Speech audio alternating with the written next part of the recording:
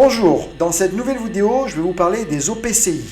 Alors, cette vidéo vient du fait que j'ai écrit un ouvrage sur les SCPI, donc vous avez le lien dans les commentaires, et je me suis engagé à le mettre à jour régulièrement. Et de plus en plus de personnes qui ont acheté le livre m'ont dit « mais vous ne parlez pas des OPCI », donc ça serait bien qu'il y ait un passage qui en parle. Pour commencer ce sujet, on va commencer par une définition, la définition de l'OPCI. Donc l'OPCI, c'est un acronyme qui signifie un organisme de placement collectif en immobilier. Donc les OPCI ont été créés par la loi de 2005 et sont agréés par les marchés financiers, par l'AMF. Il y a de grandes similitudes entre les OPCI et les SCPI, c'est pour ça que c'est un chapitre que j'ai rajouté dans mon ouvrage, car la SCPI est une société de placement immobilier gérée par un organisme qui est une maison de gestion, et ce sont tous les deux des compartiments qui ne sont pas forcément cotés en bourse, et on abordera ça par la suite. Alors aujourd'hui, on recense 24 OPCI répartis dans 16 maisons de gestion pour un actif d'un peu plus de 20 milliards d'euros. Donc on est beaucoup moins que l'encours des SCPI. Tout comme les SCPI, ces OPCI sont composés majoritairement d'actifs immobiliers physiques, tels que des logements, des bureaux, des hôtels, des locaux, et essentiellement situés en France et en Europe. La différence avec une SCPI va résulter du fait qu'une OPCI peut diversifier son portefeuille en investissant sur des valeurs mobilières. Les valeurs mobilières, ce sont des actions et des obligations qui vont être dans le cadre de l'immobilier. Donc l'OPCI va avoir 60% d'actifs immobiliers physiques, 5% de liquidités, et ça c'est réglementaire, c'est obligatoire, et à côté de ça, va avoir une enveloppe de 35% où on va pouvoir investir, ce qu'on vient de le dire, sur des actions ou des obligations. Alors, étant investi sous un sous-jacent immobilier, c'est une solution d'épargne sur le long terme qui va vous permettre d'investir indirectement dans l'immobilier. Il est conseillé d'investir dans une OPCI pour une durée plus ou moins longue, autour des 8 ans et bien plus, pour bénéficier d'un rendement attractif et en même temps pour lisser un petit peu ces risques de volatilité qui sont plus importants que la SCPI. L'OPCI est un investissement plus liquide que l'investissement en direct dans l'immobilier ou que les SCPI, puisqu'on va avoir cette part de 5% de liquidité qui va permettre de faire des rachats plus rapidement que sur des SCPI qui sont 100% avec de l'immobilier. Un OPCI étant majoritairement composé d'immobilier, sa valorisation va être mise à jour uniquement tous les 15 jours, comparativement aux SCPI qui, elles, n'ont une évolution de part que une fois par an ou des fois 2 fois par an. Donc c'est un support d'investissement qui est assez stable. L'OPCI est un moyen simple et pratique d'investir dans l'immobilier et de diversifier son patrimoine.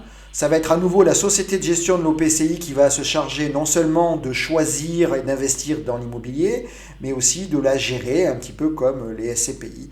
Donc vous êtes libéré de toutes les contraintes relatives à l'investissement en immobilier et vous pouvez ainsi bénéficier de la performance du marché immobilier sans avoir à vous tracasser à aller acheter et gérer des biens en immobilier physique. Comment souscrire à une OPCI? Ces OPCI peuvent prendre plusieurs formes, comme des fonds de placement immobilier ou des sociétés de placement à prépondérance immobilière à capital variable. Et souvent, elles sont accessibles plutôt au sein d'un contrat d'assurance vie. Les assurances vie ont intégré depuis quelques années les SCPI et aussi des OPCI.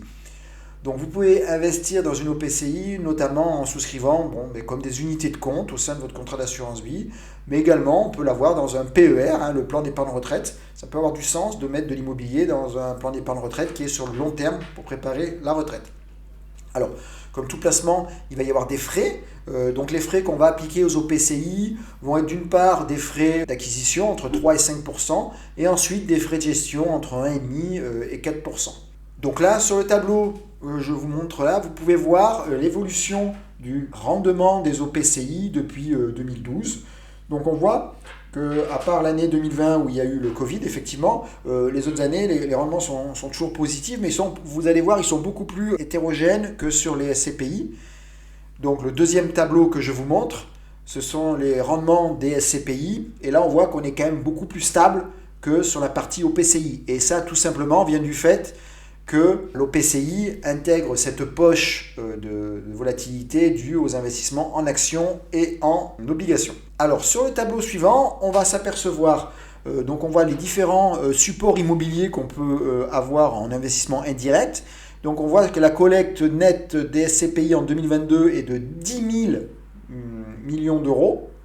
Alors que les OPCI n'ont que collecté à peu près 500 millions d'euros et les sociétés civiles, donc ce sera le sujet d'une prochaine vidéo, ont collecté à peu près 5 000 millions d'euros, donc 5 milliards. Donc on a en classement les SCPI qui collectent 10 milliards, les sociétés civiles qui collectent 5 milliards et les OPCI qui collectent 500 millions. La capitalisation aussi est parlante. On va avoir les SCPI qui culminent toujours à près de 90 milliards d'encours, suivi par les sociétés civiles qui rattrapent un petit peu leur retard, puisque la collecte importante de 2022 a permis d'arriver à 25 milliards d'encours, et les OPCI qui restent sur leur trend habituel et qui sont autour d'un marché autour de 20 milliards. Pareil pour le nombre de SCPI, on en a 215, les OPCI on va en avoir 24 et les sociétés civiles à peu près 40. Les maisons de gestion sont réparties à peu près de la même façon, beaucoup plus de maisons de gestion de SCPI avec 42 maisons de gestion, les OPCI avec 16 maisons de gestion et les sociétés civiles avec 21 maisons de gestion, qui souvent peuvent être les mêmes. On peut avoir des sociétés de gestion qui vont avoir des SCI, des OPCI, des SCPI à gérer dans leur portefeuille. Pour quelles raisons est-il intéressant d'investir dans les OPCI pour l'investisseur ? Alors, comme on l'a vu, les OPCI vont vous permettre d'investir dans un portefeuille immobilier diversifié, sans avoir vous-même à acheter des biens. Et cela va réduire effectivement le risque lié à un seul investissement immobilier. Si vous avez 100 000 euros à investir, vous pouvez acheter soit un appartement, soit plusieurs OPCI qui elles-mêmes vont investir dans plusieurs types de biens. La liquidité, on a vu que les OPCI sont des produits financiers négociables et ce qui les rend un petit peu plus liquides que l'investissement en direct où lorsque vous allez devoir vendre un bien immobilier, il va falloir trouver un acheteur. On va déléguer la gestion à un professionnel, donc qui dit gestion déléguée va dire gestion normalement mieux réalisée que les personnes physiques et derrière aucun souci pour avoir à gérer ses biens.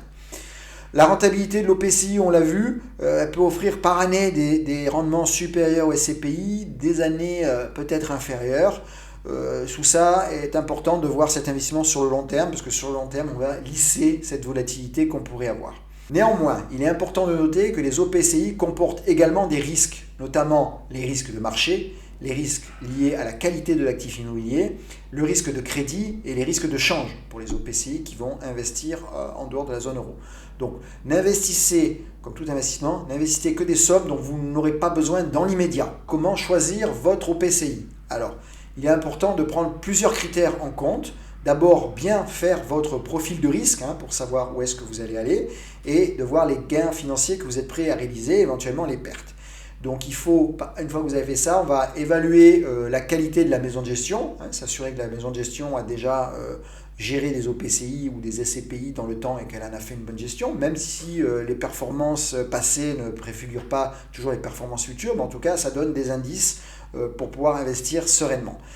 Ensuite, il est également opportun, bien sûr, de comparer les différentes OPCI entre elles, de voir lesquelles ont bien performé, aussi bien lesquelles qui ont bien performé peut-être les années où c'était plus difficile que d'autres.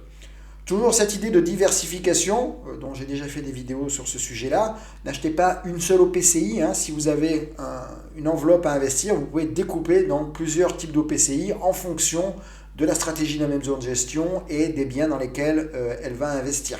Vérifiez toujours votre objectif d'investissement. Votre objectif d'investissement dans les OPCI étant de l'immobilier doit être sur le long terme et pas dans l'immédiat. On ne fait pas de coût d'aller-retour sur une OPCI. En conclusion de cette vidéo, les OPCI, comme on vient de le voir, peuvent être une bonne solution de diversification de votre patrimoine. Il est cependant important d'effectuer les recherches approfondies et les diligences pour bien choisir. Il faut prendre le temps de vérifier tous les points dont on a vu tout à l'heure. Mon conseil, comme d'habitude, c'est prenez attache auprès d'un conseiller en gestion de patrimoine parce que chaque cas est différent et on ne peut pas vous conseiller tel ou tel OPCI sans qu'on ait fait une étude de votre situation. Voilà. N'investissez surtout pas tout votre argent dans les placements financiers, quels qu'ils soient, et faites-vous accompagner. Je reste également à votre écoute si vous avez des questions à poser dans le fil en dessous. Je vous mets tous les liens dont j'ai discuté dans cette vidéo dans la description et je vous souhaite une bonne journée. Je vous dis à bientôt pour une prochaine vidéo.